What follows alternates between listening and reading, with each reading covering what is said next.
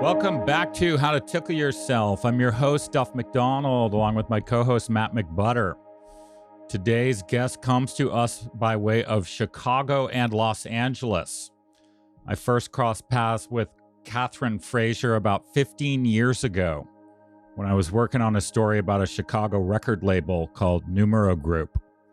She was doing media relations for them through the company she founded 26 years ago, Biz 3. That story got me onto Biz 3's media list, and the next thing I knew, I was seeing some great concerts because of her. The last one I saw, thanks to Biz 3, was Michael Kiwanuka at Brooklyn Steel, where I also got to say hello to Kathryn's delightful partner, Dana Meyerson, in person. Biz 3 ain't no joke, people. Their client list includes or has included the likes of The Weeknd, Daft Punk, Skrillex, Migos, Megan Thee Stallion, Run the Jewels, J. Cole, Justin Bieber, Diplo, Lauryn Hill, and more. The roster is incredibly diverse, and it runs the gamut from rap to pop to experimental to metal. And it's always a welcome sight to see an email come across my desk from Kathryn or Dana or Ryan Cunningham or Trevor DeBra, because I know they're going to be sharing some great tunes with me. But that's only one chapter of this story. After seeing some of the most successful people in the music business struggle and not feel happy or realized as their best selves, Kathryn decided to go back to school and learn the art and science of coaching to help those same artists and others learn how to stay on an even keel, to hang on to the tickle of their existence when things get crazy.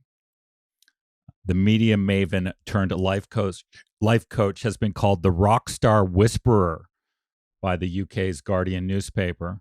But these days she counsels an even wider client list than that of Biz 3 CEOs, college kids, rappers, and blue-collar workers. Kathryn's had a multi-decade obsession with all things well-being, including therapy, meditation, shamanism, essential oils, self-help books, retreats, ceremonies, and more. But when I reached out to her late last year to see if she wanted to join us on the show, I didn't even actually know about all that stuff. I ended up calling her because one day while listening to Dylan, my daughter, who's 14, started telling me that I really needed to upgrade my playlists and get acquainted with contemporary artists like The Weeknd, who she loves. And I replied by telling her that I not only knew who The Weeknd was, but I knew someone who knew him really well. And kids buy into that stuff. My credibility skyrocketed the moment that I told her I knew Kathryn. But then I got to thinking about her and how she'd be a good guest on the show. And so it really was an amazing surprise to find out that she has a lot to say about the whole point of how to tickle yourself, how to tickle your soul. This is one of those conversations that was obviously meant to happen.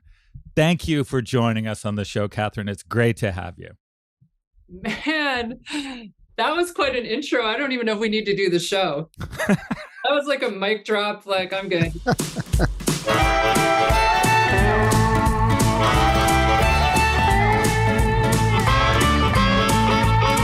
At the present moment, traveling town to town, the mystery of the motion, right here, right now, right here, right now, whoa, right here, right now.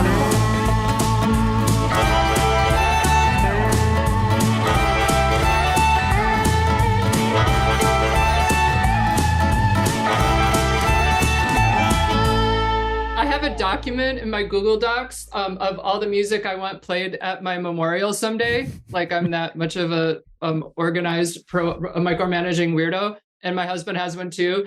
And I have little notes in there, so I'm gonna have them play your intro of me, because you really make me sound super good, super cool.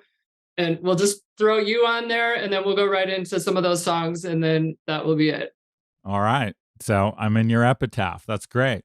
So let's talk about this career switch, because it's fascinating, right? You have a extremely successful business and a totally impressive client list. You're busy, right? It's not like you needed stuff to fill your time. No. And suddenly you make this decision to add a whole new dimension to both, the business itself, but also your own life and the things that you offer clients and what you're doing. So how did it all come about? I would say it's twofold how my shift came about, because one, I myself, in line with what you talk about, I was no longer feeling tickled. I was feeling overwhelmed and uninspired. That can happen when you do something for a really long time. That can happen when you're doing too much of one thing and not having balance or purpose. So I had my own inner lack of tickling to deal with. And then, most inspiring was, my job for now. I've had BizSuite for 26, but I've been doing what I do for 30 years this year. And my job is to make people famous. My job is to make people know about people's art, awareness and also fame. And what I've watched over and over and over, either with people I've worked with or I'm just around, I know everyone in the music industry and managers and artists, I continually watch people be very passionate, so excited, get the fame, get where they need to get all the money, get the whole thing. And it sounds cliche, but then be extremely unhappy, totally overwhelmed, joy lost, mental health issues coming in, depression and anxiety like crazy, pressure. And it starts to get to like, well, what's the point? And I'm a facilitator in this. I'm helping them get to this place where then they, I can count on my hand. And luckily I actually work with these people because I purposely, consciously choose what I work on. There's some that really handle it well and do have joy and do keep themselves away from that. But I was seeing a lot more that didn't. And I felt I had a bigger purpose in my life than just building something and making people well known. That's important. It's important to share art with the world. But I definitely had my own purpose came into line the same way, like, your purpose seems to be, you've done something for a long time and you had a bigger message to carry to the world and share and try to change people's lives. The same for me. Maybe it comes with age. People call it like midlife crisis. I call it midlife transformation. Like, I'm 52 and I do want to help people's lives shift to where they live their whole real existence, like what really matters. Call it tickled, call it joy of purpose, whatever that is. So that's the overall why I decided to go down the path I did. I think it's so interesting. So many young people have this misconception that being famous will translate into instant happiness, right? Like being famous is all they ever wanted to be, right? And particularly people that are in show business or entertainers of any type. And it's obviously not the case. Well, and people want to be extraordinary, right? Like people want to stand out amongst the other people. And especially nowadays, social media, being average and being like a person who just lives and has some joy, maybe in your smaller world, but just like it's constantly being shared that that's not good enough, and you should be the best and the biggest and there's a lot of people trying to be extraordinary, which is not a bad thing to want to be extraordinary at something you like, but is it for the right reasons? Because fame itself, which just means I want validation on like the highest level it can be, is different than I am deeply passionate with my music and I need everyone to hear it. Like, I can't say that everyone has the same reason why they want to get to that level. I think that fame is very unnatural. I think having a shit ton of money when you're really young is really hard for your psyche. So I often, especially when I have new artists now, I give them the talk and I keep giving them the talk. I have a lot of record labels that have me give the talk, which is go in with balance. Like, you need to have, like, what's your self-care? Usually there's none. I've had artists where I've literally taught them how to drink water. I'm like, I noticed you don't ever drink water. Did you know that you need to drink water because you are water? So it can be that basic. Or people who live with anxiety because they think that's just how people are supposed to be. Like, that's just the human condition. And I've taught countless people meditation, ask them to do morning routines. They're like, what's a morning routine? Like, write one page of like, I feel. That's how you connect to yourself. Because most people wake up, look at their phone, jump right into what it is, the business of being a human, to go through all the stuff, then maybe go out and like drink. I'm talking about artists, drink, get laid, whatever you're doing when you're famous and especially young. And you can go through the whole day where you actually never checked in with yourself. Maybe songwriting might be the one. That's why it's often said it's the therapy. But you keep that on a cycle, and then you put someone on tour where their sleep cycles, circadian rhythms are out the window, and you're not getting enough sleep, and you're moving, and you don't have your regular rooting or community. Yeah, you have your people around you. This all starts to energetically take someone way off balance. And then oftentimes to keep the balance, i.e., I got to get up, I'm exhausted, I'm going to have a drink before this, or I'm going to smoke a bunch of weed because I just feel panicky. And, there's sort of the rock and roll cliche. But the people in the music industry, the executives, they also have their own form of complete imbalance, which is just constantly stressed, trying to, you're in an industry where you're trying to be better than the next. It's like very competitive. And I just think it's we as humans, it's just unnatural for us to live that way. And so there's always going to be a breaking point. If you stop and you do things like therapy and you meditate and you drink things that keep your body nourished and you have proper exercise, exercise is better for the brain than it is even for the body. Like if you're medically speaking, if all those things are in play, you can handle this stuff differently. You're going to be able to handle it all. And I just find that the balance, it's all about balance. It just goes away. And then when balance goes away, the tickled part, it can't even exist. Right. You talked, that's totally true. Because you tickle, you can only feel if you're present. And if you're not, then you're not going to feel it at all.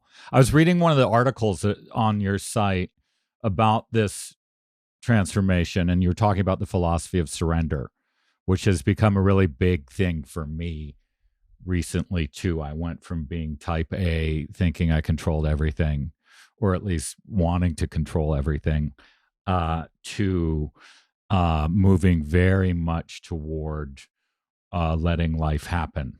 So tell us how that fits in with the coaching and maybe even in the context of the music business people too. Well, I think, as a longtime controlling, micromanaging person, every partner I've ever had was like, I love you, you're the best, but man, you got to chill on like micromanaging everything. It's my bedside manner needed a lot of work.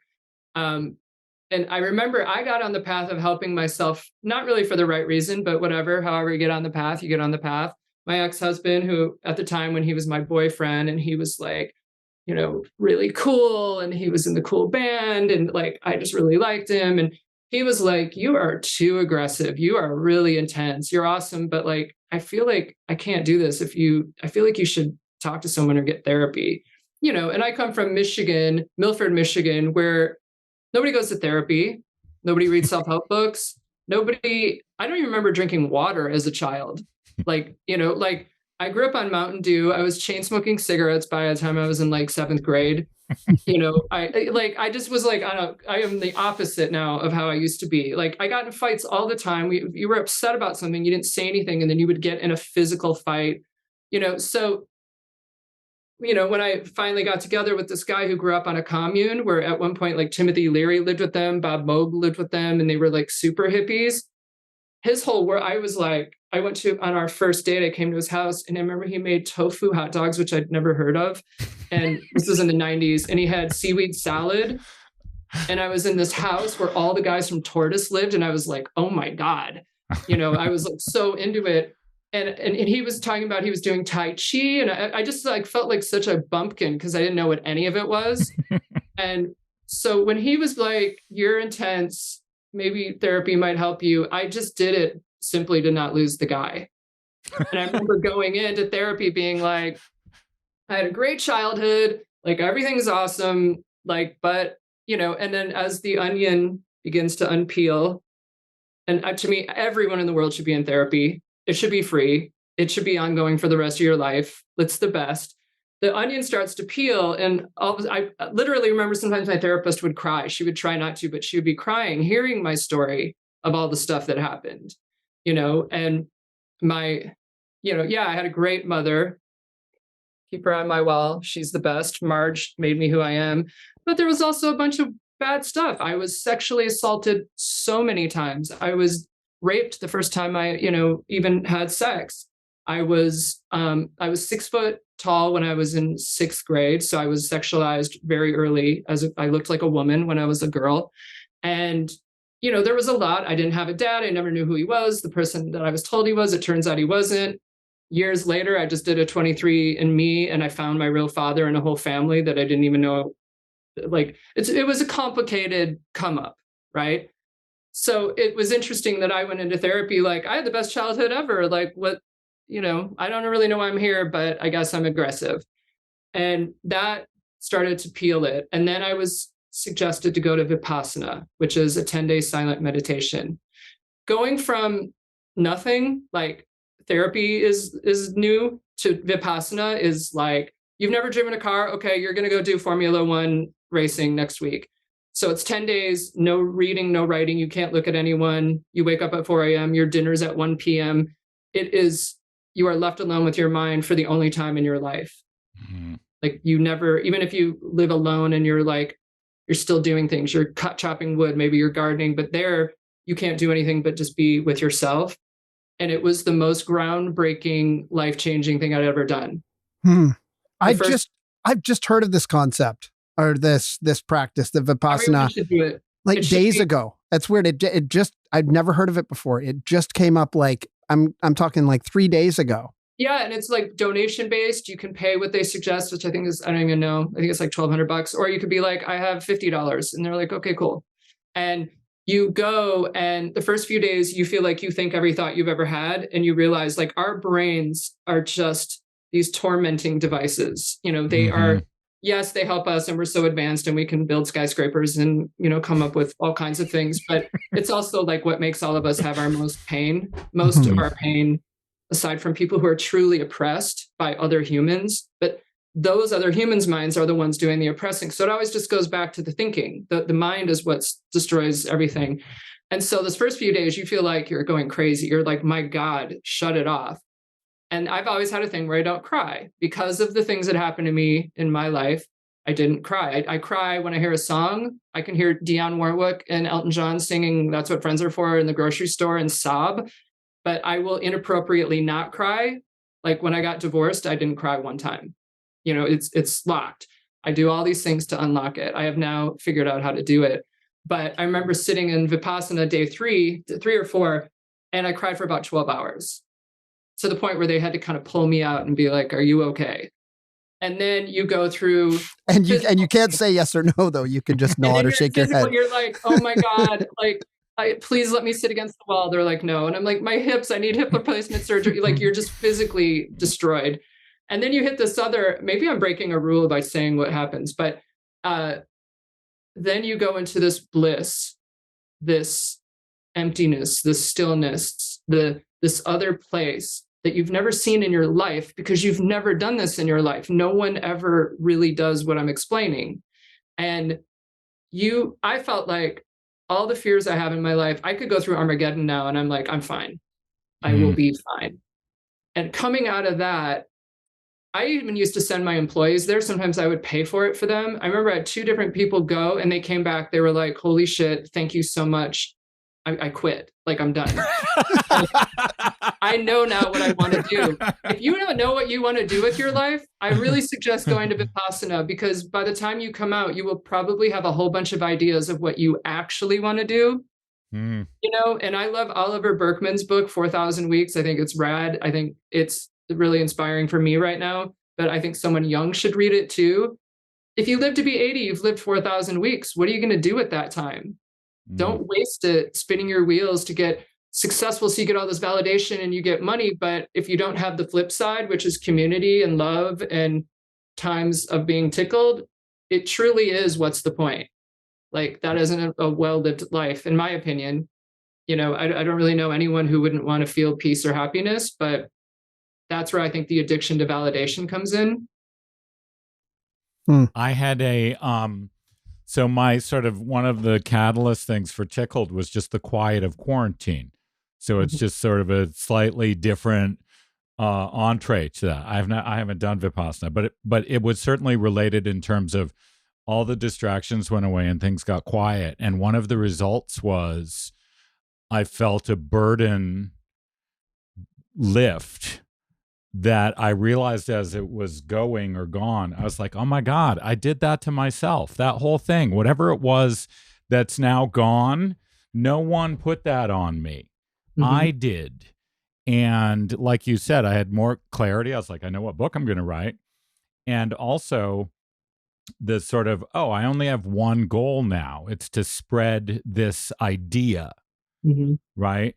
You're talking about coaching, as a writer, I'm inclined to sort of try to get at it via writing, but it's like, it's the same thing. It's like, there's only one thing that matters to me now, is that if I can somehow communicate something about what I experienced to other people, then I'm good. That's accomplishment. Like key to life stuff. When you feel like you figured out a little bit of the puzzle, you want to share it. If you're a good person, if you're like, I found, I didn't even actually answer your question, which was the surrender part. As the layers started to go, and then I went on everything. I'm like plant medicine, like retreat, I'm like the wellness guinea pig, because I was like, it works. And I was so fascinated that it works. And I come from a place where no one does that. And I felt like it's my job. I don't want to preach to the choir. I don't need to sit in front of a bunch of like hippie, like LA, like I want to talk to like working class people. Like I want to talk to like, I have a very long career in rap music, and, I can't tell you how many of my rappers I've sent to shaman and gotten into therapy. And same thing with where I come from, like, which is sort of like white, blue collar, middle America. It's this stuff can help you, and it doesn't have to be expensive, and it works. So like I have a woman that I correspond with all the time. She was a fan of one of my rappers, J. Cole, and she was just sending fan emails. And I just happened to see her email once. And I was like, thank you. I always respond to fans. I should be like the head of the fan. Maybe when I'm old, they'll just make me be the head of everybody's fan club. And because I feel like it's so passionate to reach out as a fan. And long story short, I was just nice to her and I gave her some advice. And she was in LA one time and she said, this might sound weird. Would you meet me? And I was like, sure. And I actually brought her to dinner with my son and I, and we have now forged a long time friendship, and we are from completely different worlds. And all of this stuff was foreign to her. And, I sent her 2 books. I sent her a book on Ho'oponopono one day ago, and she's already starting to do it. The I'm sorry, please forgive me. Thank you. I love you. That's a whole other story, but I'm really into that. And now she's like, I'm sending it to my grandma and my auntie because they're so stressed and they're on all these high blood pressure medicines. My Aunt Lois is 84, has high blood pressure medicine. And I taught her Ho'oponopono and fourfold breath the other day on the phone. And those are the people that need to hear what you're saying or what I'm saying, not like the New Yorker reading intellectuals who already like try to do this stuff or, it's like, so that's my purpose is how do you spread this to like a bigger scale and not have it be this niche, like, thing that's looked at as like hippy dippy. And, luckily this is spreading and it's become because of one of the few things that I like about social media is being able to spread the word on this kind of stuff that helps people. Social media does everybody's heads in with the compare and despair and, going down the K-hole every night of doing that. But it also can help spread, the anecdote, right. Spread the medicine. So it's not all bad. But the surrender, to answer your question again, sorry, I'm like tangent over here. I just learned, and everyone should learn this, when you talk about in your book, I loved the causation, like people always are looking for cause and effect. And when you realize it's just you and it's happening, it's the universe, God, it's going to happen no matter what.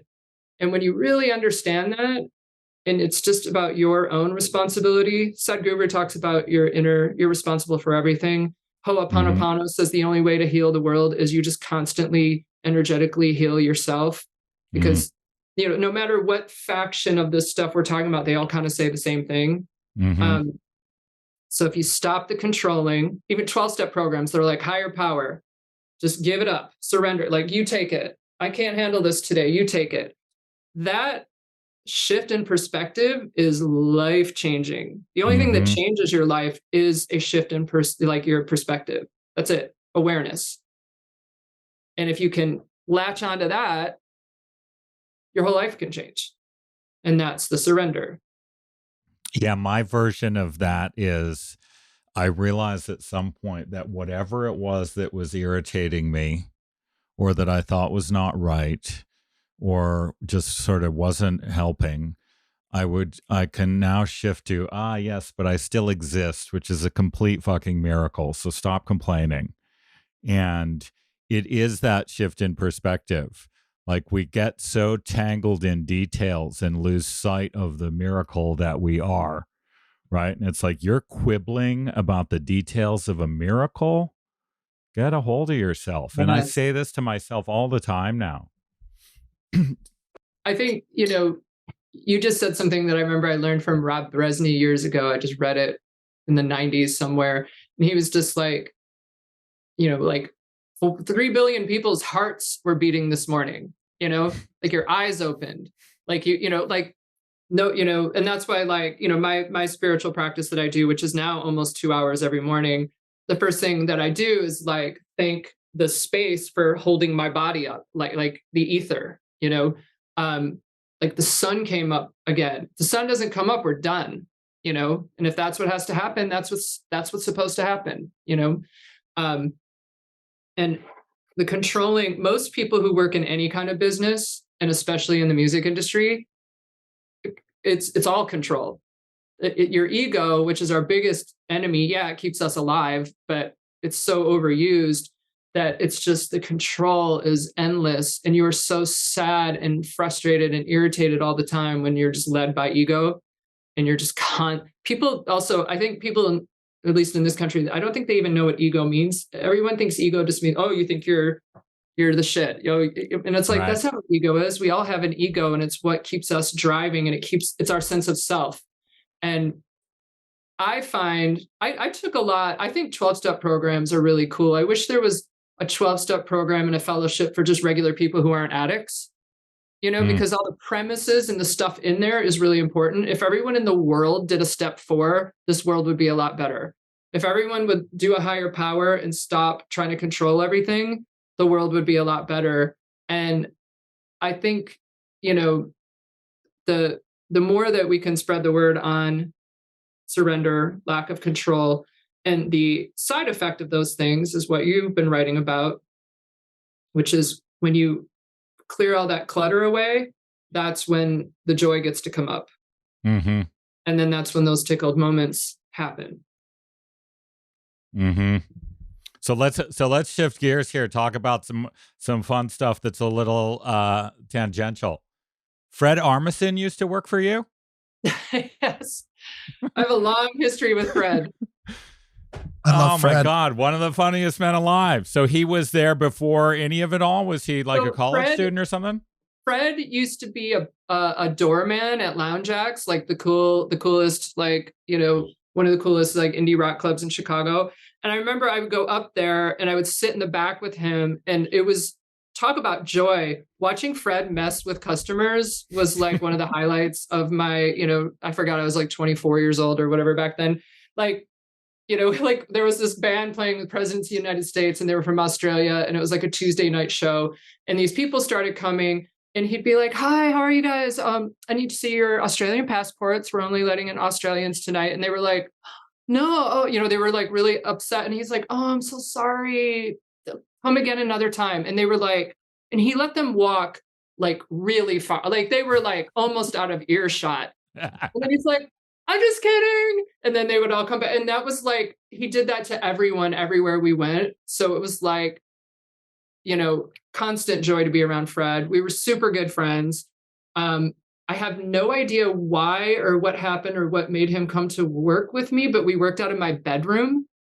Like him and I would just sit in my bedroom wasn't clean. It was like messy bedroom, Chicago indie rock 90s. And oh no, then we moved to a new office. I remember it started in my bedroom, then we went over to my new office, which was a bedroom in someone else's apartment. Above the Rainbow Club, this like iconic place that if you had blown it up, like indie rock would have been over. Like everyone important in the world of indie rock either worked there or would be in there drinking. And I remember, and back then too, at 4:00, I would go get 2 sea breezes and I would chain smoke cigarettes. And that's how I like pitched people on the phone, because we didn't really use email so much back then. And I would be like kind of hammered while I'd be like calling Robert Griscow, trying to make him write about Will Oldham. And I remember Fred used to basically prank call people, and he would call Robert Christgau, who was this very famous Village Voice critic, and notoriously like stern and a bit like curmudgeonly, and had no time for nonsense. And I remember he would call them and I would hear him. He wasn't even doing it like for my benefit. He didn't even know if I was in the room. I would just hear him doing it, I think, for his own tickledness. And he would be like, Bobby, hey, Bobby. And he'd be like, it's Robert. I could hear him over the phone. And he would just, or he would like, I remember he called Nathan Brackett, who was at Rolling Stone. I remember hearing him leave a message. He'd be like, hi, I'm calling. I can't remember what we were working on. And he was like, okay, so, let us know if you want to cover the show at the Knitting Factory. Okay. I love you. And they were like, he would just do this all the time.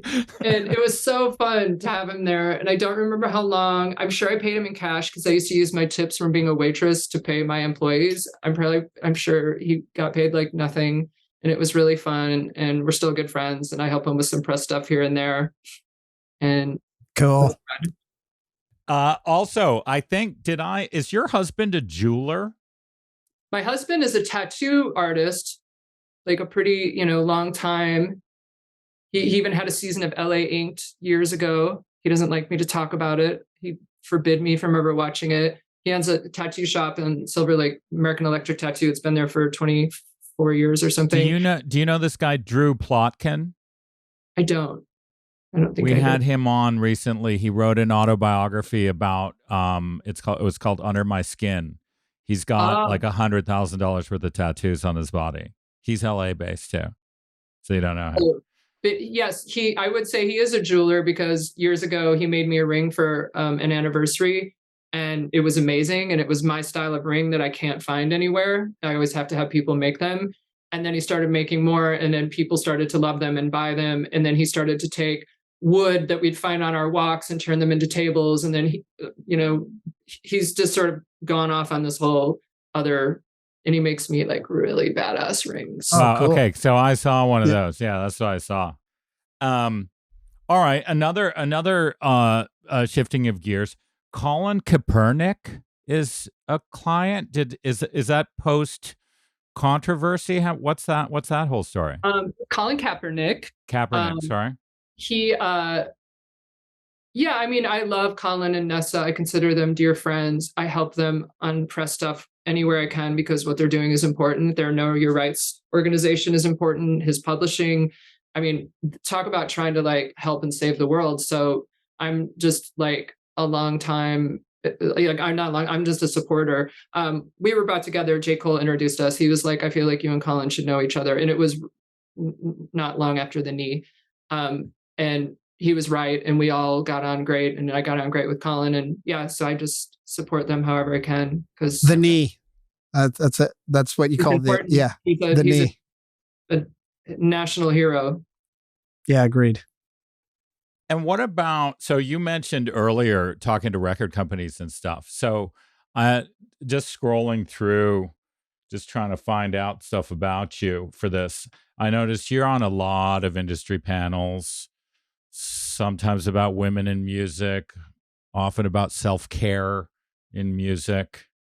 Another guest we had on here, his name's Joe Schrank. He is a interventionist and a sober companion, and he's been trying to get record companies to introduce like an actual function in their hierarchy for that. What is the state of, we hear so much about self-care, but in music, what's the state of it? What is, are we actually walking the walk, or are we just talking the talk? No, we're not walking the walk. I would actually love you to introduce me to him on the side. I can't see any kind of really well-known common way that people are sharing information around this. I have become this de facto, people are calling me when they have an addict, and they wait until it's like at a terrible point, and they come to me because they know that I have a big interest in a lot of just personal knowledge of that world. And I actually had started a recovery coaching program by this professor at Harvard, and I actually stopped doing it because I didn't agree with their approach. And they, it wasn't for me, like the lane they were going, but it's something that I am strongly rooted in. And I've even started just kind of a PDF. Like I went and found all the like rehab centers from basic and cheap to like where you could send a high level person. I've been just like pulling resources, trying to get a list of sober coaches, intervention. Oh my God, you and Joe need to know each other. He's the shit. Just sort of people come to me. So, I've even had labels that I don't work with at all. They're like, hey, we heard you do this. Could you talk to the artist? Could you, basically like try to do some coaching with them to get them to recovery?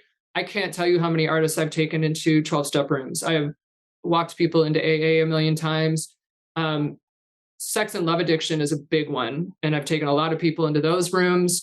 I just did 2 yesterday, so that is a common thing. And no, I don't think, and I've been really outspoken about it. I get also asked to come talk at companies, and I bring this up all the time where, and there's camps that I don't work with, like on a press level. And there's even camps over the years that I do work with on a press level where I am loud and clear. Like, I'm going to say it again. We are going to get a call that this artist died overnight.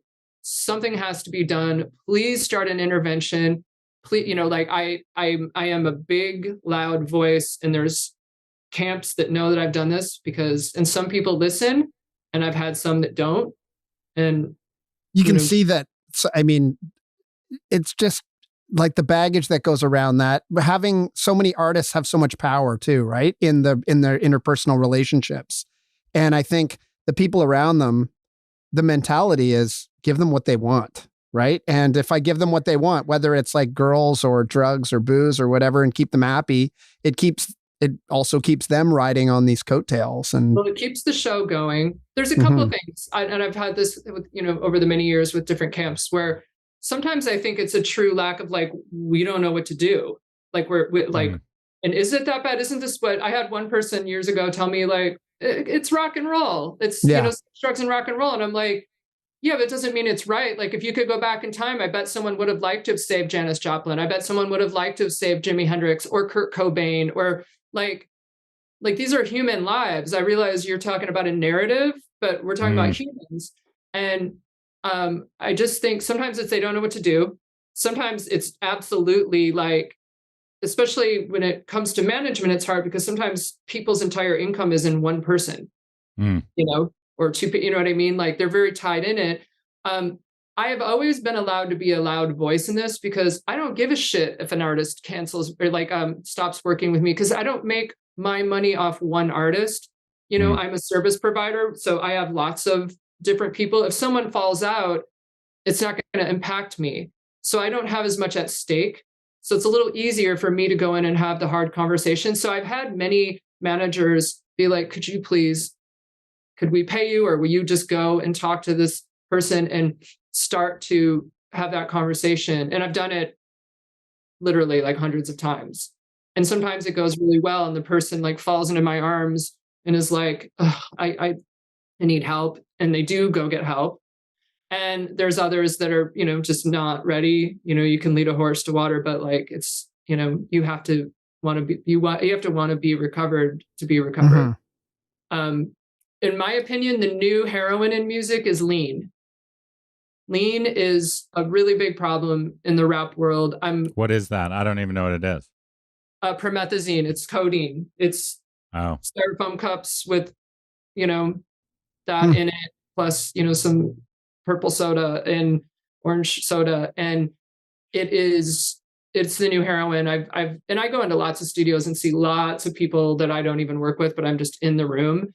And I see them slumped over, and it looks like heroin. It's a slumped over, burning your leg with a cigarette, just out, and it is a huge problem. And some of the people I've helped with it, it's challenging because if you take them to a rehab, a lot of the rehabs don't even sort of understand this addiction.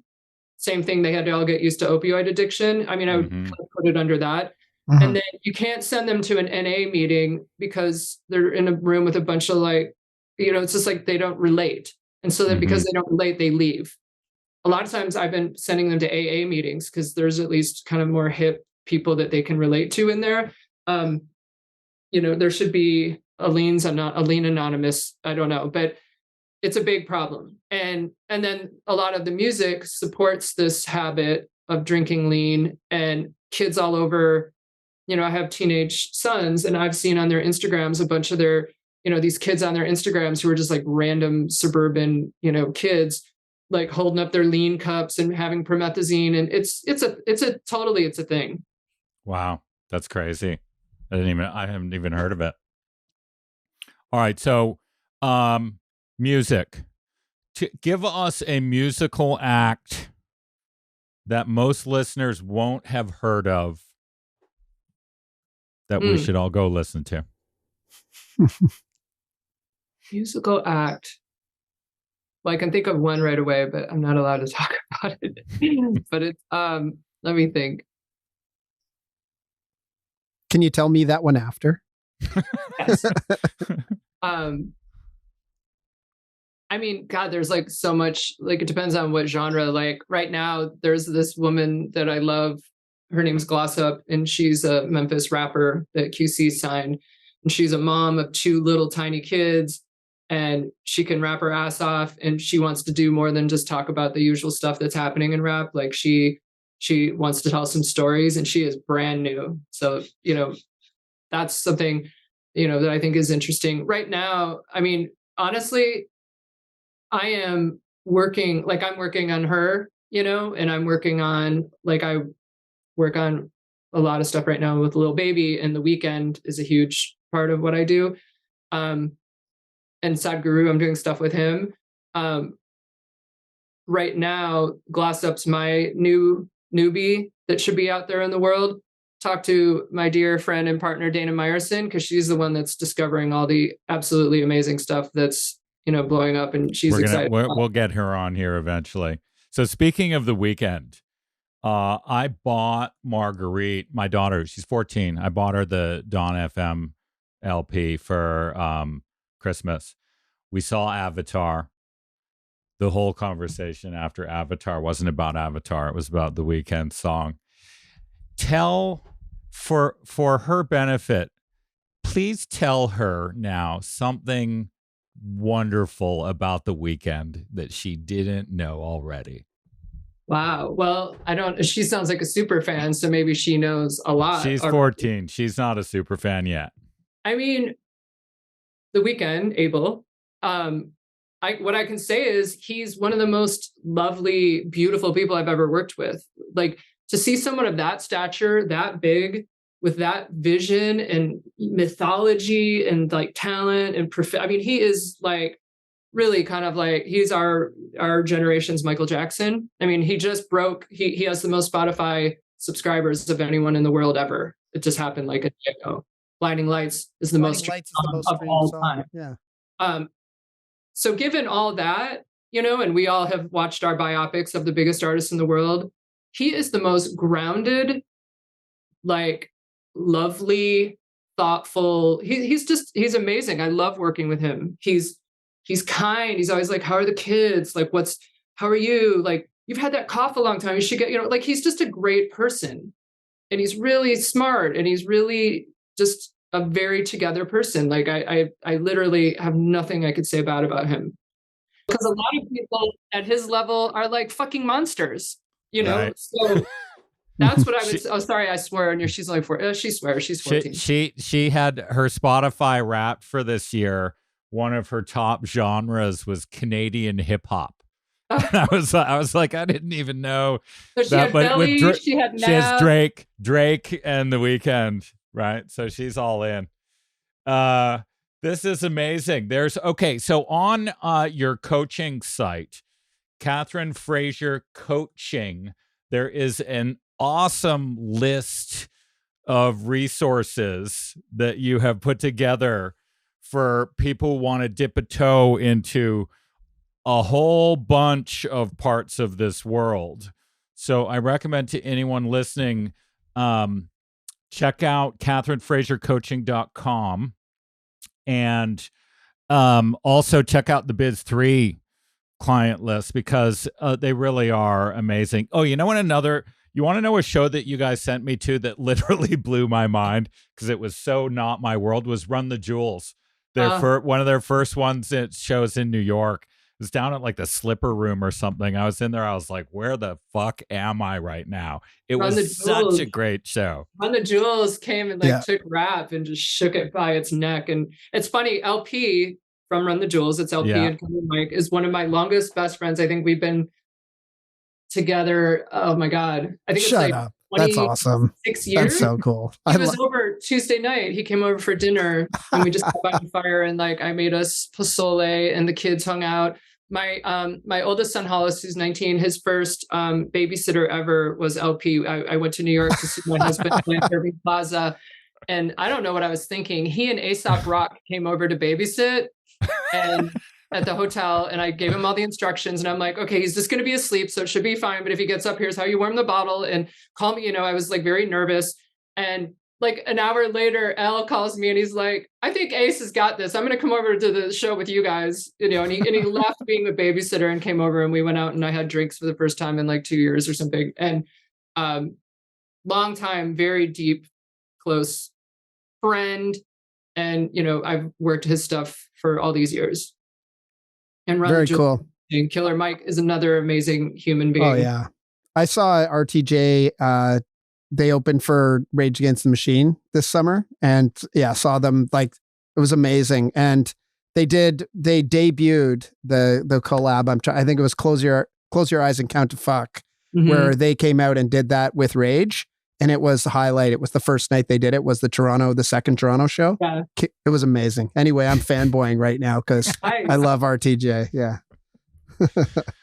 All right. Cool. Well, look, thank you for joining us, Kathryn. Thank you for everything. Thank you for all the great music. Thank you for what you're doing now with the coaching.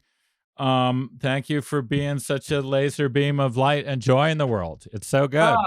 Thank Happy you to know you. And also happy to use you to brag.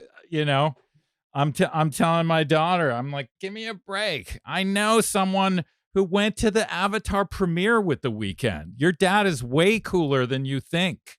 Well, we got to get you some tickets next time we come around. And thank you for writing this book and spreading it. I read a lot of books, and I know a book is good when I do like this to it, where there's lots of circling. Oh, yeah. So, we like it. So thanks for being here. It's been a delight. Carry on. It's been so fun. It's great to see you. Thank you so much for having me. I'm honored. Great talking to you. Bye.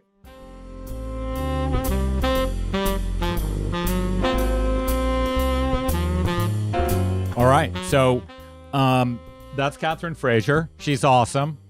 So is I love her partner, Dana Meyerson. Dana is so cool. And has such a beautiful smile. Even every time I see her face, it makes me happy.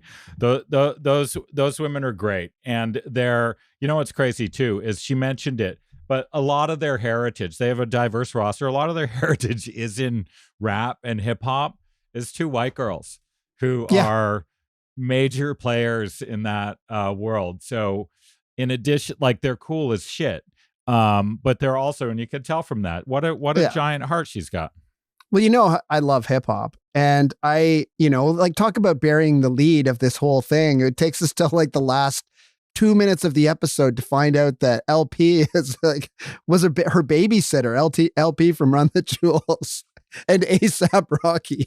Like, Right. come on, so cool, so cool. Yeah, And I love that. you know, I love that shit.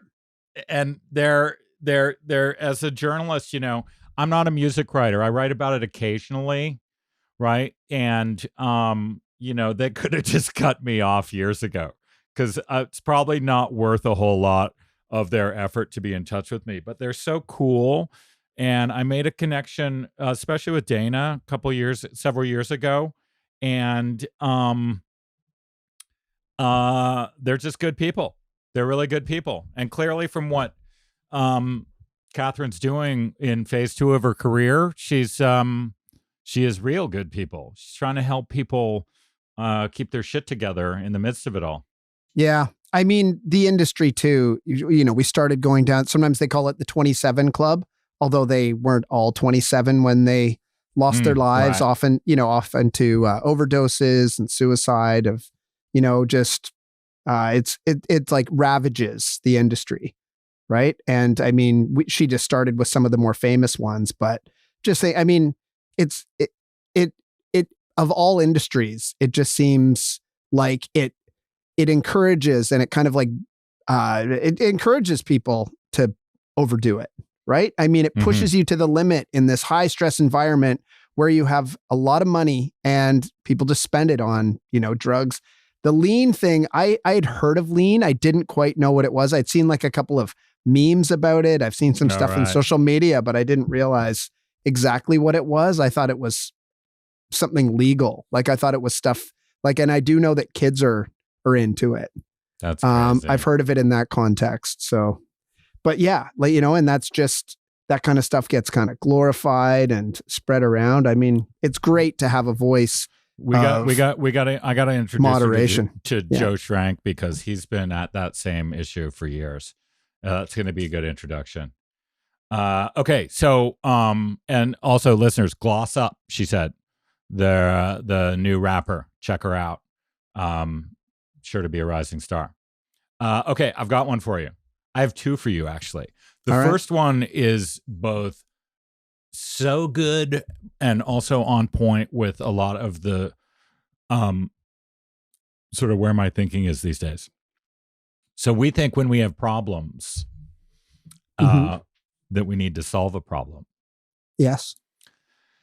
The better outcome is to dissolve the problem. Yeah, it's interesting. Is dissolve is it the opposite? It's to make the problem go away. Like it's not addressing the problem head on, it's making it disappear. So that kind of solution, right? So if you have a thing that you think is a problem, right? If you come at it straight on, you're trying to sort out competing interests. How do we solve it? Or the problem itself dissolves. And then everybody's happy because it's gone. Right? Yeah, because once a problem has been solved, it can't really be dissolved, though, right? Like it's one of those opposites that doesn't really work that well. That's a cool one. It's so good. And what about to unsolve? Can you unsolve something? No, I don't think so. No. I mean, I often hear people when they talk about a problem and they don't say solvable, they say soluble. And what I would call an unsolvable problem, they say it's an insoluble problem. Unacceptable. We're not allowing that. Okay, so I got another one which is really good, and this comes from our boy Sean Pratt, who we had as a guest, who is the narrator, audio narrator of Tickle. Yeah. He posted a thing the other day, and he said, and it's the following. A word that contains a synonym inside it. Okay.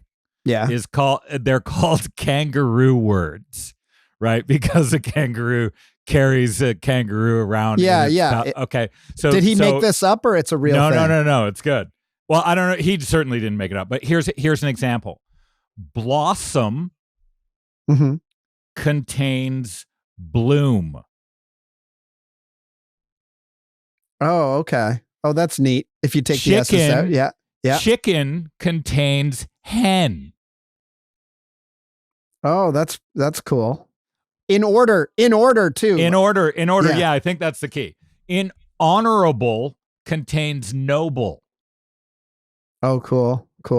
And masculine contains male. Wow. That's neat. In order too. In all of those. I was wondering if they're all in order. Yeah.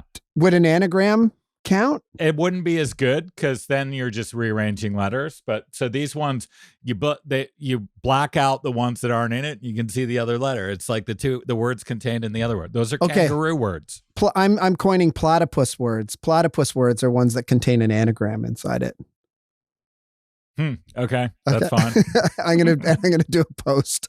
Send it over to Sean Pratt and see if he'll post it in his feed. So, to close out here, I do not have an Aurobindo. I have a Ramesh Balsekar, who is my one of my go-to guys, and it's on point in music.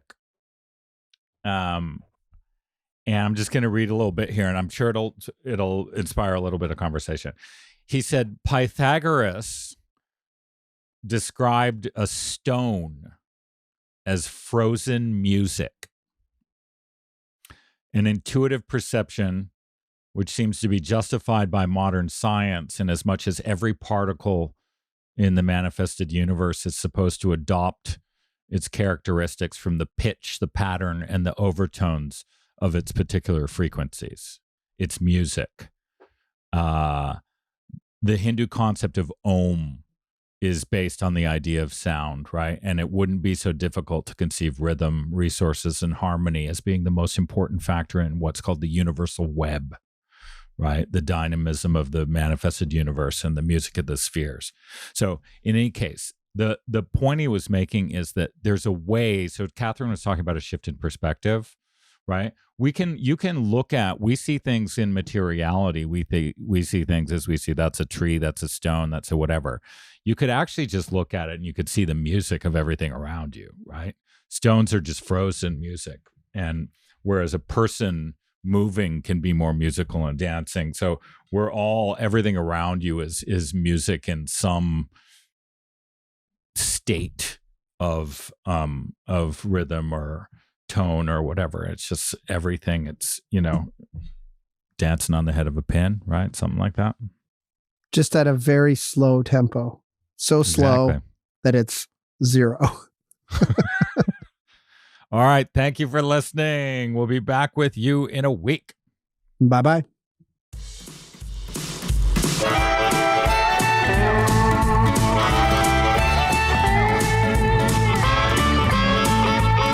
At the present moment, traveling town to town, the mystery of the motion, right here, right now, right here, right now, whoa, right here, right now.